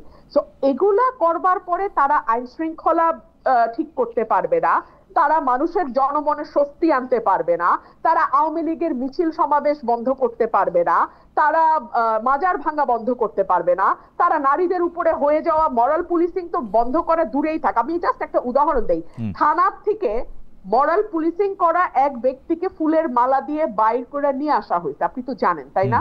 আপনি তো জানেন যে কিভাবে লম্বা চুল দাড়ি রাস্তায় ফেলে জোর জবরদস্তি করে কাটা হয়েছে।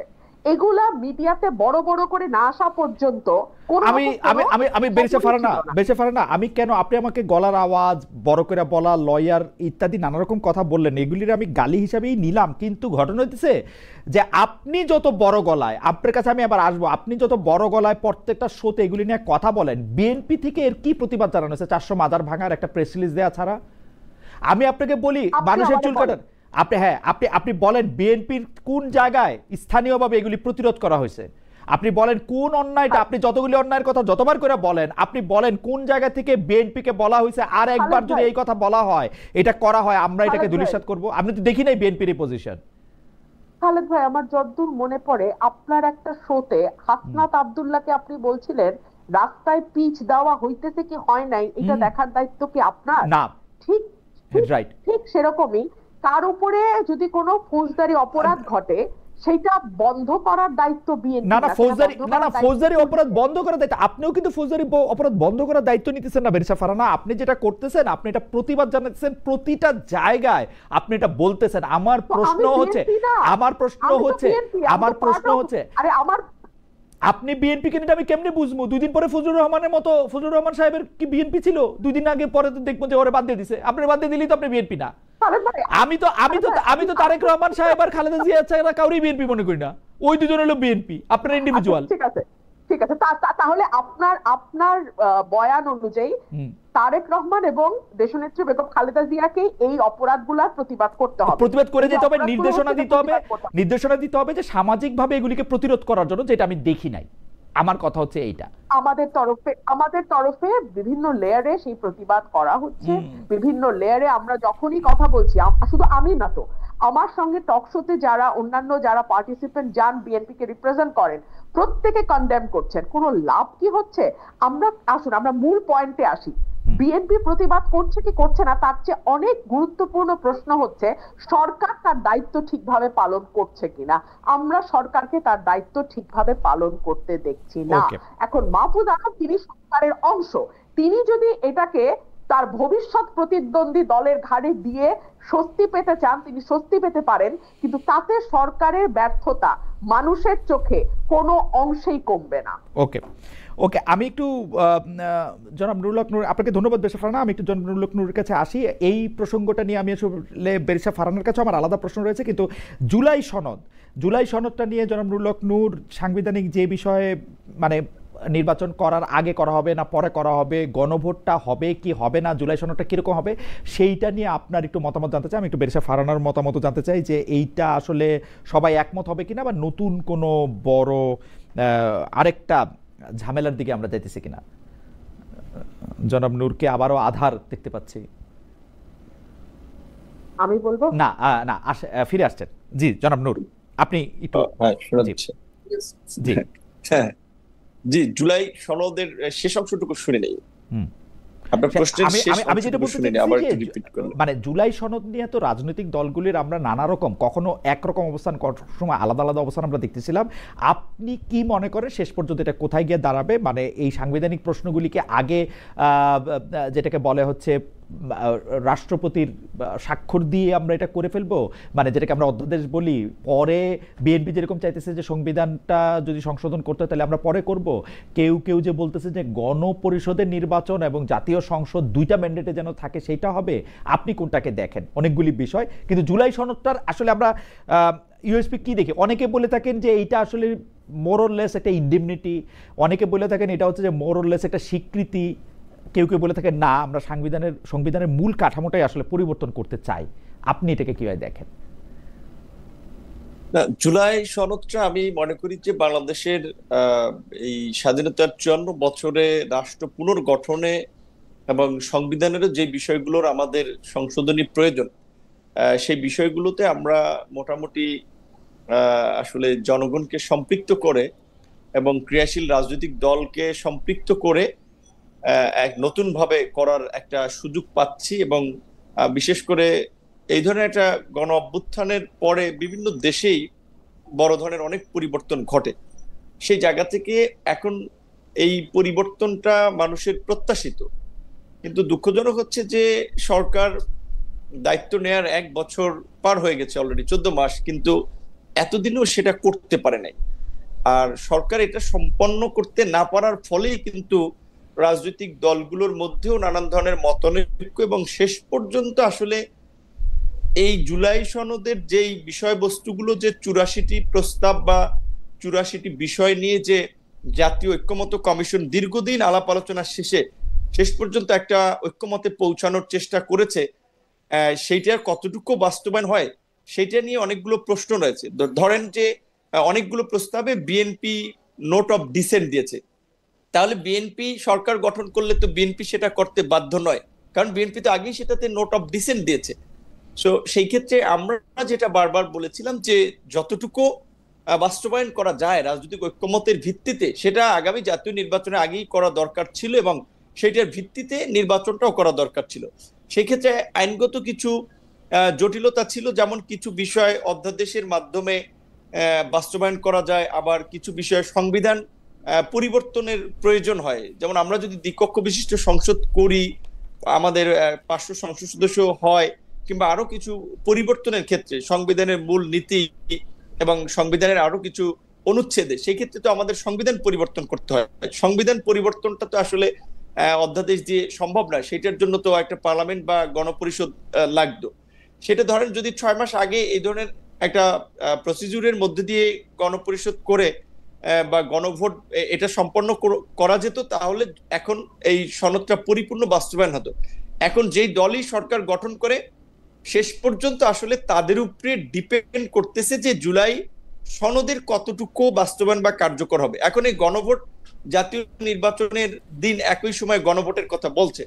ধরেন এইখানে কিছু দল এটার পক্ষে ক্যাম্পেইন করলো, জুলাই সনদের পক্ষে, কিছু দল এটা নিয়ে কথাই বললো না, এবং দেখালো ভোটে যদি এটা না জয়ী হয়, তাহলে তো এটা বাস্তবায়ন করতে বাধ্য থাকবে না যারা সরকার গঠন করবে। সুতরাং সেই ক্ষেত্রে প্রকৃত অর্থে একটা অনিশ্চয়তা থেকেই যায়, এবং যারা সরকার গঠন করবে শেষ পর্যন্ত তারা কতটুকু তাদের কমিটমেন্ট। কিন্তু ঘটনা হচ্ছে যে আপনারা যদি কমিটমেন্টটা বিশ্বাস না করেন, জন্মনুর লোকনুর, আমি হচ্ছে যে আপনাকে ধরেন, আপনি যারে বিশ্বাস করতেছেন না সে ক্ষমতায় গেলে এটা করবে, তারে আপনি কেমনে বিশ্বাস করবেন? সে যদি এখন এটা মানে ক্ষমতা গেলে এটা বাতিল করবে না? এটা আপনি একটা বাতিল করাটা ডিফিকাল্ট, একদম ডিফিকাল্ট না, বিশ্বাস করেন জনাব নূর, একদম ডিফিকাল্ট না। ওরা আইসা প্রথমেই পার্লামেন্টে প্রথম দিনই বলবে যে এত তারিখ থেকে এত তারিখ পর্যন্ত পার্লামেন্টের বাইরে যেসব সিদ্ধান্ত হয়েছে সেগুলি আমরা আর ইনকর্পোরেট করতেছি না, এগুলির ব্যাপারে এই পার্লামেন্ট আলোচনা করিয়া ঠিক করিবে। এখন সেটা কি হয় সেটা তো পরবর্তী রিয়াকশন, কিন্তু এই আমার কাছে মনে হয় কি জানেন, আমার কাছে কি মনে হয় জানেন নূর, বিএনপি যতটুক করতে পারবে ওটুক কিন্তু ওরা বলতেছে, যতটুক করতে পারবে না ওটুক কিন্তু ওরা বলতেছে না। আমার কাছে মনে হয় অন্তত বিএনপি এখানে স্মার্ট প্লে করতেছে না কিন্তু আসলে আমার মনে হইতেছে, কারণ বিএনপি কিন্তু খুব সহজে এটা মেনে নিতে পারতো। এই প্রেসিডেন্টের প্রভাইসও, এই মহামান্য জনাব শাহাবুদ্দিন চুপ্পুর প্রভাইসও উনাদের বাতিল করতে আপনার মনে আছে আওয়ামী লীগ কিন্তু গুরুত্বপূর্ণ বিল 1-1.5 মিনিটে পাশ করাইছে, বিএনপি আরেকটু স্মার্ট তো ওই 20-25 সেকেন্ডে পার করাইতো। এখন সেই ক্ষেত্রে ধরেন এখানে আগামীতে সরকার গঠন যারা করবে এবং সেইখানে বিএনপির একটা সম্ভাবনা থাকায় আলোচনার ক্ষেত্রেও আপনার বিএনপির মনোভাবকে প্রাধান্য দেওয়া হয়েছে এবং বিএনপির না শুধু আসলে শেষ পর্যন্ত আমরা চেষ্টা করেছি যে এখানে মেজর স্টেক হোল্ডার যারা তারা যেন কনভিন্স থাকে। সো এখন এইটুকু যেটুকু আমরা একমত হয়েছি এইটুকু যদি এক্সিকিউট করা হয় তাহলে আমার মনে হয় যে আসলে দেশে আগামীতে আমরা যেটা দীর্ঘদিন ধরে বলে আসছিলাম যে আমাদের যে কিছু রাষ্ট্রের বা একটা রাষ্ট্র টিকে থাকে কিছু প্রতিষ্ঠানের উপরে ভিত্তি করে, সেই ধরনের কিছু প্রতিষ্ঠান আমরা গড়ে তুলতে পারি নাই। সেটা বিচার বিভাগ, নির্বাচন কমিশন, সেটা আমাদের জাতীয় মানবাধিকার কমিশন, সেটা হতো তথ্য কমিশন, এই ধরনের কিছু প্রতিষ্ঠান, আমাদের মহা হিসাব নিরীক্ষক, এই প্রতিষ্ঠানগুলো এবং আমরা এই যে রাজনীতিতে যে আমাদের এত বিভাজন এবং 5 বছর পর পর নির্বাচন নিয়ে যে সংকট, এই সংকট কাটানোর জন্য যে একটা নির্বাচনকালীন সরকারের বিষয়, এই বিষয়গুলোতে আমরা মোটামুটি আলোচনা সাপেক্ষে একটা জায়গায় পৌঁছেছি। এখন এইগুলো যদি কাটা সেরা ছাড়াও যদি সামনে বাস্তবায়ন করে যারা সরকার গঠন করবে, সেক্ষেত্রে বাংলাদেশ হয়তো সামনে অনেক ধরনের ক্রাইসিসে পড়বে না, ক্রাইসিস থেকে দূরে থাকতে পারবে। কিন্তু যদি এগুলোতে আসলে কলম বসাতে যায়, যেটা আমরা অতীতে দেখেছি, তো যে আপনি যেটা বলেছেন আওয়ামী লীগও করেছে, বিএনপিও করেছে, তাদের সুবিধার জন্য আইন করেছে, আইন বাতিল করেছে। সো এটা যদি করে তাহলে তো আসলে এই গণ অভ্যুত্থানের সাথে তাহলে তাদের একটা আমি মনে করি যে মানুষের স্পিরিটের বাইরে গিয়ে কাজ করা, তো শেষ পর্যন্ত একটা বিশ্বাস রাখতে হচ্ছে আর কি। কিন্তু ঘটনা হচ্ছে যে আপনারা বিশ্বাসটা এরকম মানে এইরকম কেন, মানে বিশ্বাসের ব্যাপারটা মানে এই যে জুলাই সনদ নিয়ে যতগুলি কথা হয়েছে, ঐক্যমত্য কমিশন থেকে শুরু করে আগে করা হবে না পরে করা হবে, ক্ষমতা গিয়ে করা হবে, গণপরিষদ নির্বাচন করবে না করবে, এতগুলি দল পুরোপুরি টেলিভিশনের সামনে মানে তারা আলোচনা করে যে বিষয়টাতে তারা কথা দিয়ে আসলেন সেটার উপর আমরা আস্থা রাখতে পারতেছি না কেন? এখানে আপনিও ছিলেন, বিএনপির শীর্ষ নেতৃবৃন্দ ছিল, মানে সিটিজেন্স পার্টির উনারা ছিলেন, জামাত ইসলামী ছিলেন, সারা বাংলাদেশের সব মানুষ দেখছেন, মানে দ্বিধা সংশয়টা কোন জায়গায়? আসলে অতীতের যে উদাহরণগুলো আছে, এবং এটা তো ঠিক, যদি আমিও রাজনীতি করি, আমাদের রাজনীতিবিদদের তো কমিটমেন্ট আসলে সবসময় ঠিক থাকে না, এবং বিশেষ করে ক্ষমতায় একবার যারাই গিয়েছেন তারা প্রত্যেকেই এই যাবৎকাল বাংলাদেশের এই গত 5 দশকের ক্ষমতার পট পরিবর্তনে শান্তিপূর্ণভাবে তো ক্ষমতা হস্তান্তরের নজির খুব বেশি নাই। সবাই ক্ষমতায় থেকে যেতে চেয়েছে এবং ক্ষমতাকে আপনার একেবারেই পাকাপোক্ত করার জন্য যা যা করা দরকার, রাষ্ট্রীয় প্রতিষ্ঠানকে দখল থেকে শুরু করে আইন কানুন করা, সেগুলো তারা করেছে। তো এখন ওই রাজনীতিটা আসলে ধরেন এই গণঅভ্যুত্থানের পরে যদি আমরা একটা নতুন ধারার রাজনীতির কথা বলেছিলাম, সেটি তো আমরা প্রতিষ্ঠা করতে পারি নাই। নতুন রাষ্ট্র ব্যবস্থার কথা বলেছিলাম, সেটি তো আমরা পারি নাই। এবং এই অন্তর্বর্তীকালীন সরকারের মাধ্যমে একটা নতুন পরিবেশ আমরা দেখতে চেয়েছিলাম, সেগুলো তো হয় নাই। কাজে এই কারণে হয়তো কিছুটা সংশয় থাকে, কিন্তু তারপরে আমি মনে করি যে শেষ পর্যন্ত আস্থাটা রাখতে হবে। রাজনীতিবিদরা যতই খারাপ হোক তারাই রাষ্ট্র পরিচালনা করবে, তারাই রাষ্ট্রের নীতি নির্ধারণ করবে। সেক্ষেত্রে এখন শেষ পর্যন্ত যেহেতু একটা ঐক্যমতে পৌঁছেছে যে নির্বাচনের সময়, জাতীয় নির্বাচনের দিন একই সাথে গণভোট এবং এই জুলাই সনদ বাস্তবায়নের একটা ব্যান্ডেড নেওয়া, এখন আমি এই জায়গাটাতেই ফিক্স থাকতে চাই। এবং অন্যান্য রাজনৈতিক দলকেও আমি বলবো যে অন্তত যেহেতু এখন ফেব্রুয়ারিতে জাতীয় নির্বাচন এবং বাংলাদেশের আপনার অভ্যন্তরীণ নিরাপত্তা, অভ্যন্তরীণ আইন শৃঙ্খলার পরিস্থিতি, ভৌগোলিক পরিস্থিতি, প্রতিবেশীদের আচরণ, নানান প্রেক্ষাপটে নির্বাচনটা আমাদের জন্য জরুরি হয়ে পড়ছে। নির্বাচন না হলে বাংলাদেশ আরো নতুন নতুন সংকটে পড়বে। সেই জায়গা থেকে এখন আর এই জুলাই সনদ নিয়ে কিংবা নতুন কোন আলোচনা নিয়ে আমরা বিভাজন কিংবা একটা অন্যরকম পরিস্থিতি তৈরি হোক, আমরা ওইদিকে যেতে চাই না। এখন নির্বাচনের দিকে আমরা যেতে চাই। জনমূলক নূর, আমারও মনে হচ্ছে যে এই ব্যাপারটার আলোচনাটা অনেকটাই একাডেমিক হয়ে থাকতেছে। বেশি ফারহানা, আমি সর্বশেষ আপনাকে যে প্রশ্ন করতে চাই সেই প্রশ্নটি হচ্ছে যে আপনি জানেন যে সেনাবাহিনীর কয়েকজন কর্মকর্তাদের বিরুদ্ধে মানে এটাকে আপনারা আদালতের ভাষায় কি বলেন, মানে মামলার যে প্রসিডিংসগুলি সেগুলি শুরু হয়েছে এখন। অনেকেই বলছেন যে তারা আসলে একটি চেয়ার দায়িত্ব পালন করছেন, তো এই চেয়ার দায়িত্ব পালন করলে এইভাবে তারা এর জন্য মানে দায়ী হতে পারবেন কিনা, বা চেয়ার হলেই কি সব কথাও শুনতে হবে কিনা, কারণ আদালতে ভাষায় বা আইনের ভাষায় একটি কথা আছে যে আপনি যদি মনে করেন কোনো একটা বিষয় আইন বা সংবিধান বিরোধী, এটা তো আপনি নাও মানতে পারেন, কিন্তু এইসব ক্ষেত্রে এইগুলি যে একটা ফাইনাল লাইন আছে, এই মামলাগুলি কি সেই ফাইনাল লাইনকে আরও মানে মানে এই পার্থক্যটাকে আরও বিশাল করে তুলবে, নাকি ভবিষ্যতের জন্য এটা ভালো হবে? কারণ বর্তমানে যারা কর্মকর্তা আছেন তাদের মধ্যে অনেকে এটা ভাবতে পারেন যে ভবিষ্যতের কোনো সরকার এসেও তাদের কোনো কাজকর্মকে তো আসলে চ্যালেঞ্জ করা যেতে পারে, তাহলে তারা কি আসলে কাজে যাবেন কি যাবেন না। উদাহরণ আসছে, এটা শেষ কথা বলি, যে অপারেশন ক্লিন হার্টের সময় যেসব আর্মি অফিসার আসলে অনেক ধরনের কাজে ব্যাপৃত হয়েছিলেন, তাদের কি আসলে এরকম কোনো কিছুর সম্মুখীন হতে হয়েছে কিনা, এইবার কেন এটা আলাদা? বেশা ফারানা, আমি জনাব আপনার একটু বিশ্লেষণ শুনে জনাব নূরের মন্তব্য শুনে আজকের মতো অনুষ্ঠান এখানে শেষ করব। আমি একটু আপনার মন্তব্য শুনতে চাই। দেখুন, আপনার মনে থাকবে আমাদের সেনাবাহিনীর সেনাপ্রধান তিনি পরিষ্কার বলেছিলেন যে তার বাহিনীর যারা আছেন তাদেরকে আসলে এইভাবে বিচার করা বা এইভাবে তাদেরকে সাধারণ আদালতে নিয়ে গিয়ে তাদেরকে বিচারের মধ্যে আনা, যখন তারা রাষ্ট্রীয় কাজে অংশ হিসেবে এই দায়িত্বগুলো পালন করেছে, সেটা আসলে তারা কতটুকু ভালোভাবে নেবেন আমি জানি না। এক, দুই হচ্ছে, আপনি যেই দায়িত্বেই থাকেন না কেন, সেটা সেনাবাহিনী হোক কিংবা সেটা পুলিশ হোক, আমলা হোক, যেটাই হোক না কেন, আপনি আইন বহির্ভূত কোনো নির্দেশ মানতে কিন্তু বাধ্য না। সংবিধান এবং আইনের বাইরে যদি আপনাকে প্রধানমন্ত্রীও কোনো নির্দেশনা দিয়ে থাকেন, সেটা আপনি কোনোভাবেই এক্সিকিউট করতে বাধ্য নন, রাদার আপনি সেটা প্রোটেস্ট করবেন এবং আপনি সেটা করা থেকে বিরত থাকবেন। এখন আসেন, এটা হলো কিতাবের কথা, প্র্যাকটিক্যাল ফিল্ডটা কিরকম।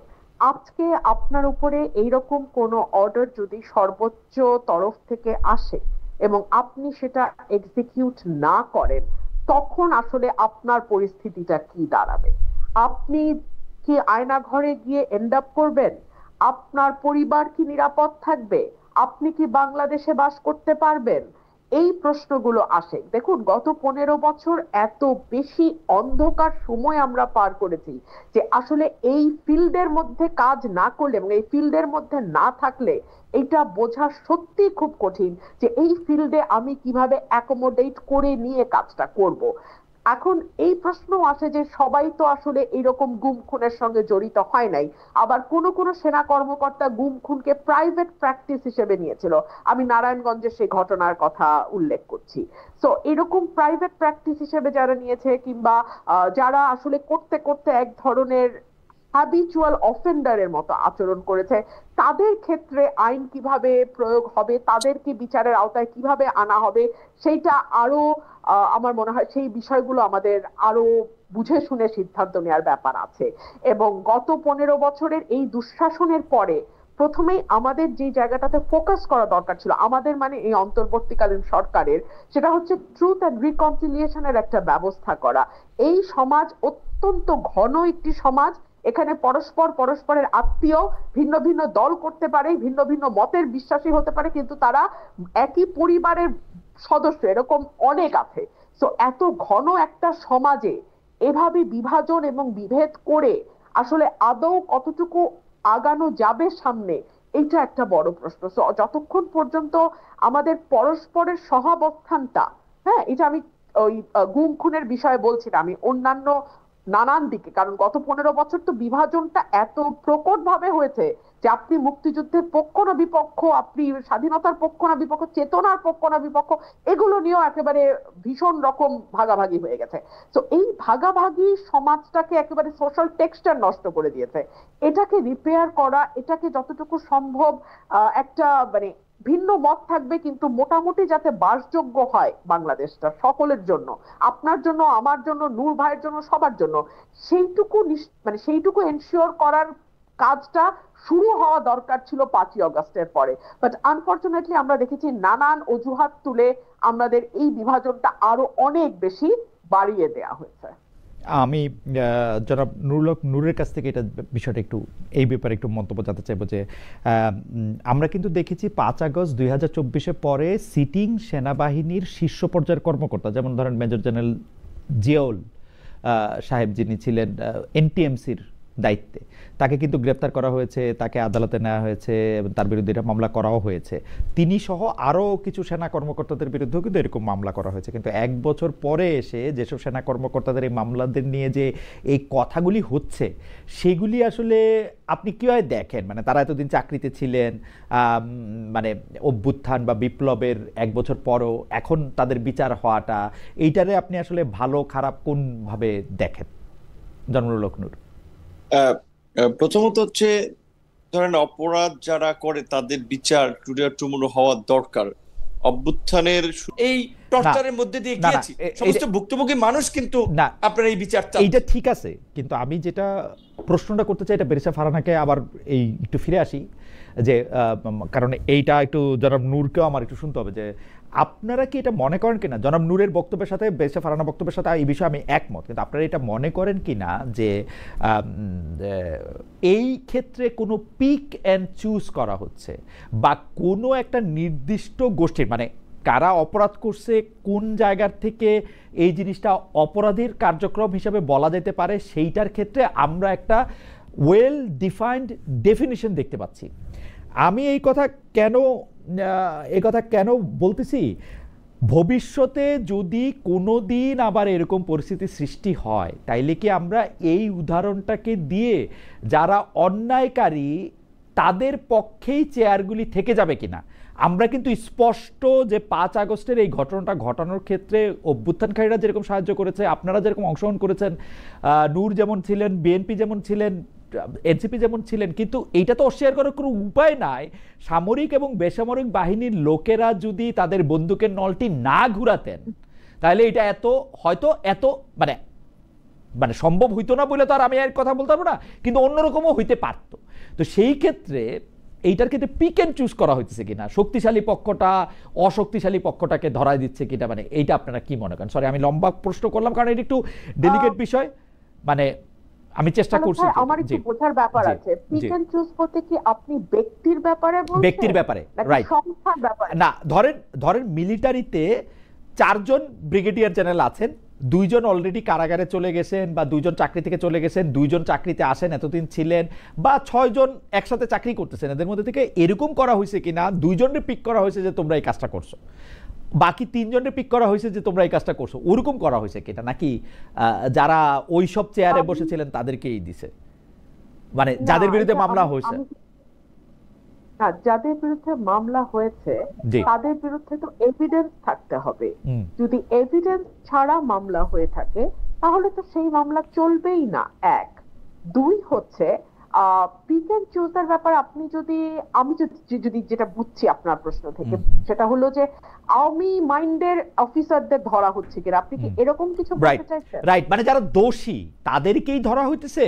যে ধরেন আমি জিয়াউল হাসান সাহেবের উদাহরণ দিলাম কারণ এনটিএমসির পক্ষ থেকে অনেকগুলি সিদ্ধান্ত এরকম নেওয়া সম্ভব হয়েছে যেখানের ক্ষেত্রে তার বিরুদ্ধে অভিযোগ গঠন করা সম্ভব।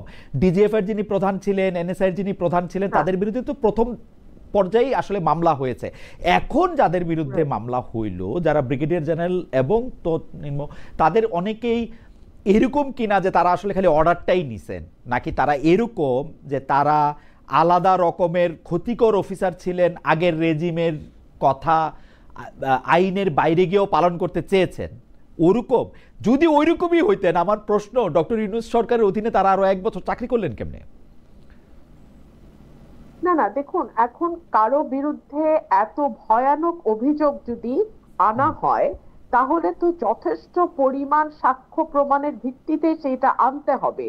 যদি সাক্ষ্য প্রমাণ যথেষ্ট না থাকে তাহলে তো তারা এমনিতেই খালাস পাবেন, তাহলে তো আর এই মামলা চলবার কোনো প্রশ্নই নাই। 2 হচ্ছে, আমরা গণ অভ্যুত্থানে আমরা যেরকম রাজনৈতিক দলগুলোকে দেখেছি, একই সঙ্গে আমরা যদি সাবেক সেনা কর্মকর্তারা সেই সময় তাদের পরিবার সহ পথে না নামতেন, রাস্তায় না নামতেন, এবং বর্তমান সেনা প্রধান যদি অত্যন্ত সফলভাবে গণ অভ্যুত্থানটিকে, মানে আমি বলবো সফল হতে না দিতেন, তাহলে আমি জানি না আরো কতটুকু রক্তপাত হতো। এবং 3 হচ্ছে, আমি তো 1 তারিখ থেকে আসলে আমি মাঠে ছিলাম, পথে ছিলাম। আমি কিন্তু চারপাশ থেকে আওয়াজ শুনেছি, এই মুহূর্তে দরকার সেনাবাহিনী সরকার। খালেদ, এটা আমার নিজের কানে শোনা, এবং এটা কিন্তু অবিশ্রান্ত ভাবে এই স্লোগানটা রাস্তায় রাস্তায় ইয়াং ছেলেরা, স্টুডেন্টরা, মানে অল্প বয়সী যারা মাঠে ছিল তারা কিন্তু অবিশ্রান্ত ভাবে এই স্লোগান দিয়ে গেছে। সেই আপনি বলেন 21-এর ওই শহীদ মিনার থেকে শুরু করে আপনার ওই ধানমন্ডির যেই ইয়েতে আমি রাস্তায়, সব জায়গায় আমি কিন্তু এই স্লোগানটা শুনেছি। সুতরাং ওই সময় যদি সেনাবাহিনী ক্ষমতা নিত, ডক্টর ইউনূসের সরকার না হয়ে যদি এটা সেনাবাহিনীর সরকার হতো, আপনি বিশ্বাস করেন মানুষ কিন্তু আপত্তি করতো না।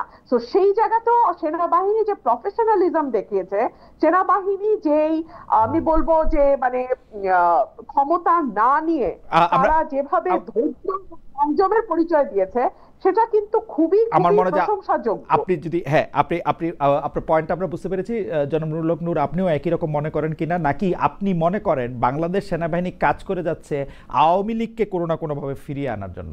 যদিও আমি মনে করি যে আওয়ামী লীগকে ফিরিয়ে আনলে সবার প্রথম যার মানে সাজা হতে পারে সেটি হচ্ছে যে সেনাপ্রধান জনাব ওয়াকারুজ্জামানের। জনাব নূর, আপনি কি মনে করেন?